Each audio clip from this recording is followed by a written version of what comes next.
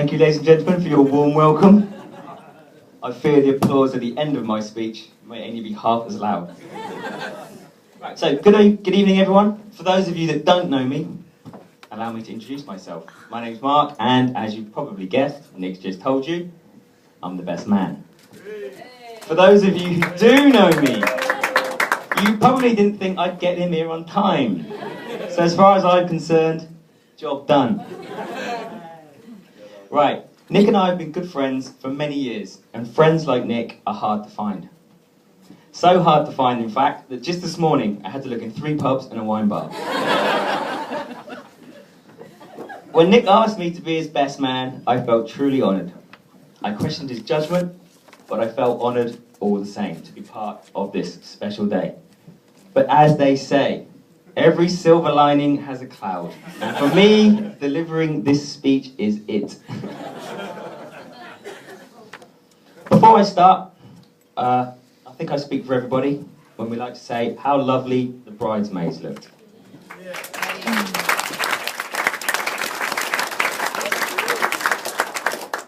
And as for the blushing bride, what can I say? Gemma, 1 in a million. Nicholas, same as usual, 1 in a raffle.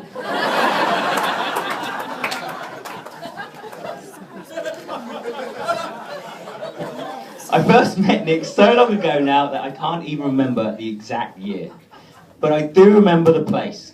It was the Wimborne Folk Festival, and we were having an after-hours drink in the back of Matt Wallace's VW camper van, when in came Mr. Nicholas Marrow. I'm not sure why we hit it off, but I suspect it was our shared love of lager, long hair, and loud guitars. Let me explain. Back then, Nicholas was an angst-ridden young rebel with an axe to grind against the establishment. If any member of Nick's favourite band, New Model Army, voiced an opinion about politics or society, then Nick took it as gospel, and he would repeat those opinions with much conviction. Although, I think it's fair to say, there weren't too many anarchists with a membership to the West Hants Lawn Tennis Club, and who could boast a very exclusive Talbot Woods postcode.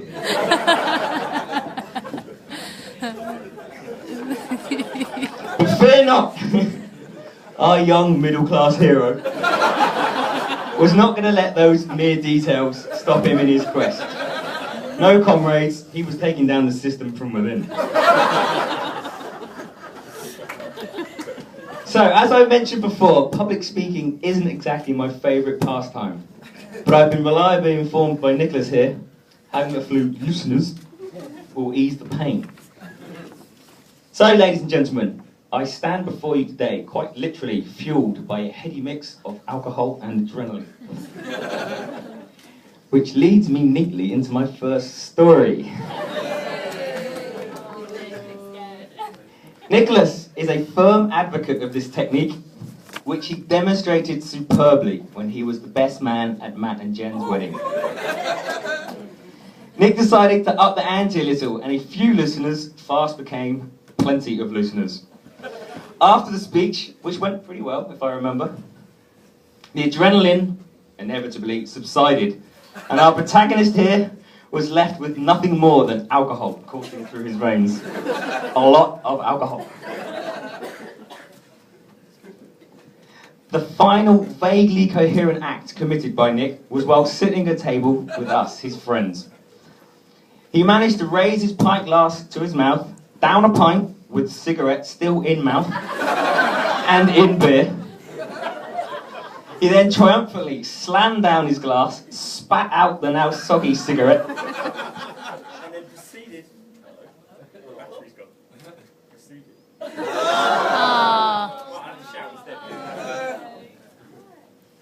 And then proceeded to slide under the table as if someone unbeknown to us had grabbed him by the ankle.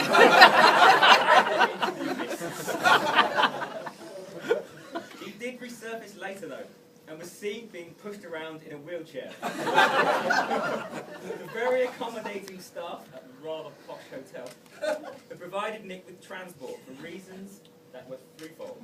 1, to protect Nick from harming himself. 2, to protect Nick from harming others. And 3, most importantly, to protect Nick from further harming their rather splendid antique furnishings. I would like to add, ladies and gentlemen, for those of you who have never witnessed someone performing a clean sweep of glasses fresh from the drinks washer, it is both deplorable and impressive.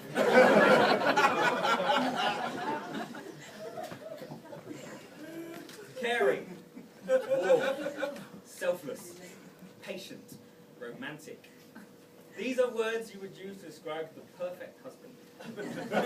You wouldn't, however. None of them, not one. These, on the other hand, are some words you would use. Control freak. Nick does like things done his way. If any of you have had the pleasure of participating in an activity with Nick, you will know Nick's way or the highway. He actually wanted to see Gemma's dress before the big day, just to give his nod of approval. Sorry, mate. Tight ass.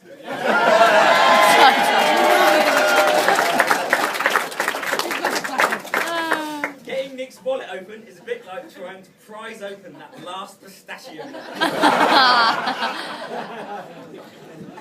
Nick told the good people here at Parley Manor that he will pay his bill in 3 days. The 5th of December 2014, the 18th of June 2025, and the 21st of January 2057. Shrewd businessman. If there's an angle to be worked, a loophole to be exploited, or a scam to be employed, Nick's your man. By the way, if anyone forgets to take home personal belongings tonight, don't worry, they're not lost. They'll be on eBay. Tomorrow morning on eBay.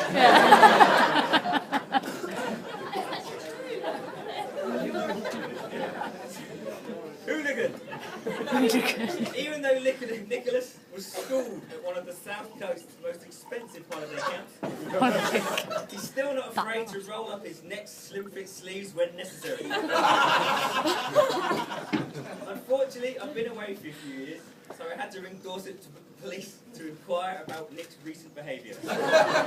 They politely declined any information, but they did add he's always the perfect overnight guest. Party animal. It only takes Nick one drink to get drunk, and that drink would be pint number 14. If Nick was a superhero, he would undoubtedly be the brown bottle. There are so many stories that involve Nick being absolutely plastered, I could have dedicated my entire speech to that. But to incriminate Nick would be to incriminate myself. Every superhero has a psychic. So, all joking aside, as I look back at some of our escapades, and in particular the times we were flatmates, it always brings a smile to my face. They really were happy days, and I have nothing but fond memories. Nick really is the best man and a true friend, and it's been a genuine honour and a privilege to stand next to him today.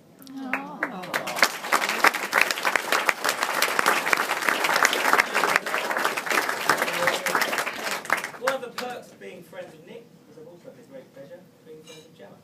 And all I can say is, Nick, you're a lucky boy. So, ladies and gentlemen, you'll be pleased to know that I will make it down. I do have one telegram from our friend in Australia. So, this is from our friend Jason, who emigrated a while ago. Sender, J. Duke. Her Majesty's Penal Colony, Van Diemen's Land, Terra Nova Australis. Congratulations to you, Master Nick, and your good lady Gemma on this special day of yours. I'm sorry I cannot be there, but the governor has refused me a pardon. It's on the account of my fondness of the colony's flock, and I must stay here. My shackles pinch like a newly married man.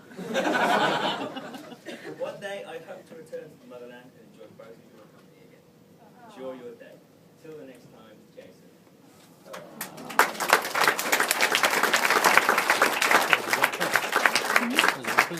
So before I go, I would like to ask you to join me to toast the new Mr. and Mrs. Marrow, and wishing them all the happiness in the world. Ladies and gentlemen, Please be upstanding and raise your glasses to Nick and Gemma. Marrow.